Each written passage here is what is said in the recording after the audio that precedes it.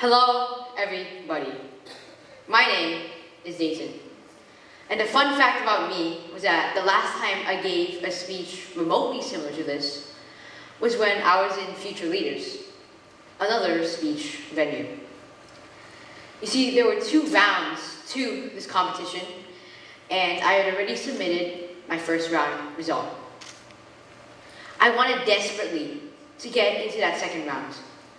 But no matter how far I scrolled down the list of names for the finalists, I didn't see my own name. I didn't qualify for the second round. I failed. Some people see failure as a way to grow. Other people see failure as an insult to them. I saw it as both. During the apparent time after my failure, I wondered, what makes a great speech? Is it purely talent, or is it purely hard work? Because I tried my best on that competition, but I still didn't make the cut. I thought that I just had to work harder, and eventually I would get into the second round of Future Leaders next year. And so I just did that. I practiced when nobody's looking, at night, during the day, and in return, hard work just made me feel even worse, as if it had betrayed me. In my days of failure, I wondered, could there be anything that would actually be better than hard work? It sounds silly at first, but when I dwelled upon that question more, I actually started looking into it. And I found a methodology that may outperform hard working. So I want you to imagine this. Student A studies for 30 minutes. Student B studies for 15 minutes. Student A barely passes, but student B gets an A. Whether we've gone to school recently or not, we've all been student A to some degree. We've seen when a friend or peer gets a better result on a test with less effort put in. People usually move on after a minute or 2, but I've yet to see people wonder, why does this happen? Well, psychologist K. Anders Ericsson figured out that top performers used a methodology, even if they weren't aware of it, named deliberate practice. This method focused on taking feedback to the extreme and adjusting your technique based off of that. His study, Deliberate Practice in the Acquisition of Expert Performance, showed that improvement was less spent on hours and more spent on how practice was structured. After hearing about the study, something clicked in me. When I rewatched interviews of great minds, I noticed that they didn't just say that they practiced. They implied that they had nuance within their practice. Maybe the problem isn't the fact that we don't work enough. The problem is that we've misunderstood the true use of hard work. And to illustrate my point, we need to define both hard and smart work. Hard work can essentially be defined into the belief that as long as you grind enough, and as long as you put effort into everything, success will follow. On the surface, this type of study seems intriguing, as it may provide a deeper understanding of the subject overall. But then, if hard work is really supposed to bring success, why did student A, the student who clearly worked harder, get a worse score compared to student B? Well, if you think about it, Imagine you're a middle school student assigned to a science fair project. If you were to work hard on everything, that would mean that your attention would be scattered because you would have to focus on multiple things at once. Cognitive load theory entails that having the scattered attention diminishes your brain's efficiency to make cognitive and logical decisions. That's the gap the hard work will give you. But then what can fill it? As always, smart work can fill this gap. To properly define smart work, we need to know 3 things.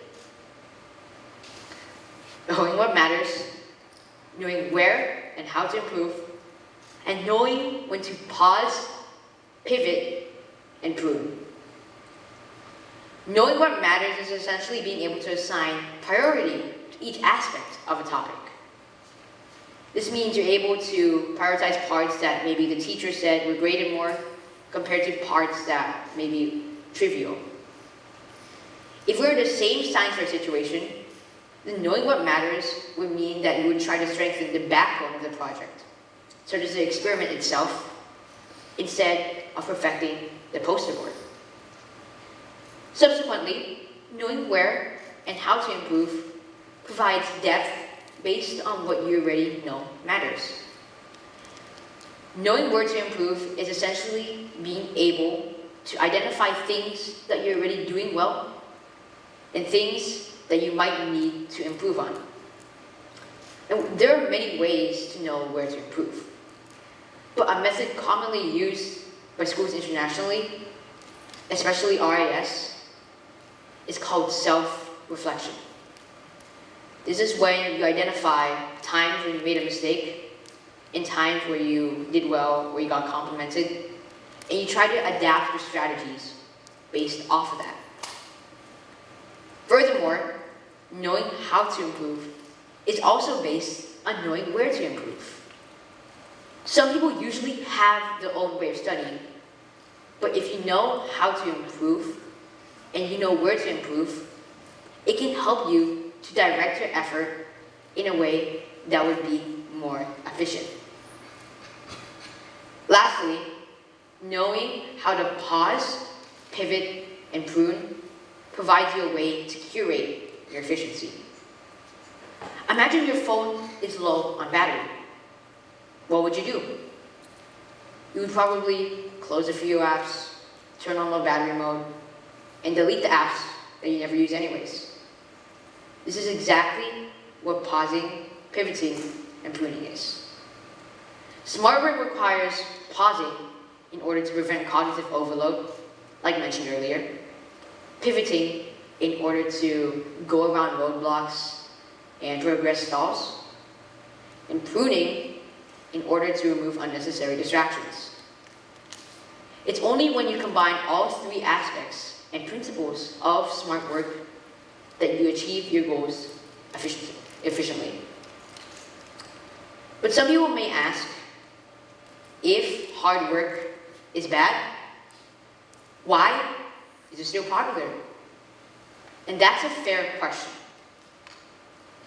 Most people say that hard work works because they don't realize that they've been working smart this entire time.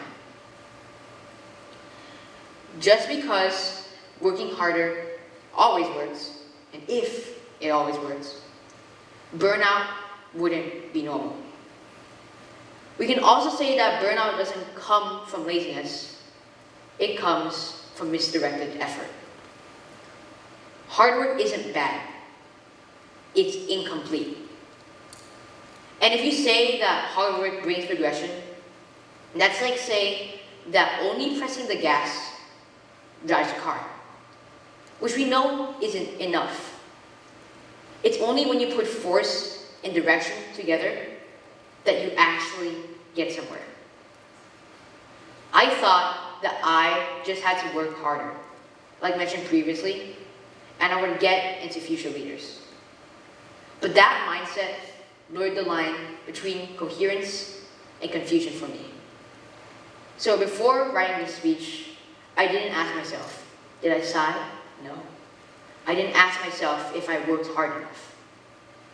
I asked myself questions that were focused on my improvement.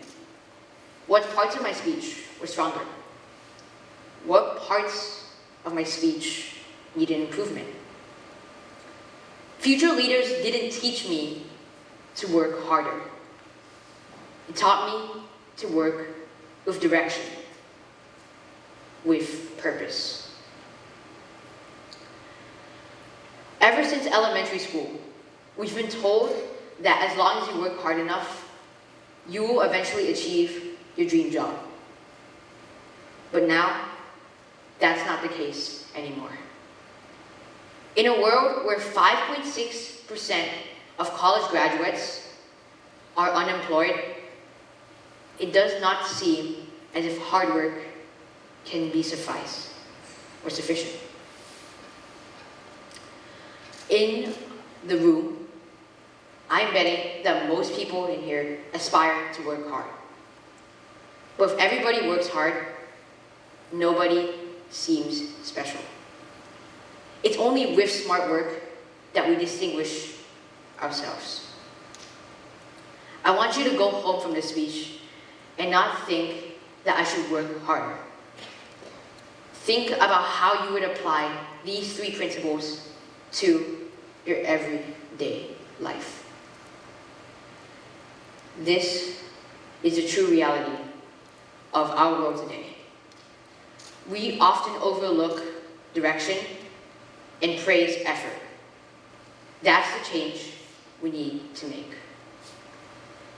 Same test, shorter time, better result.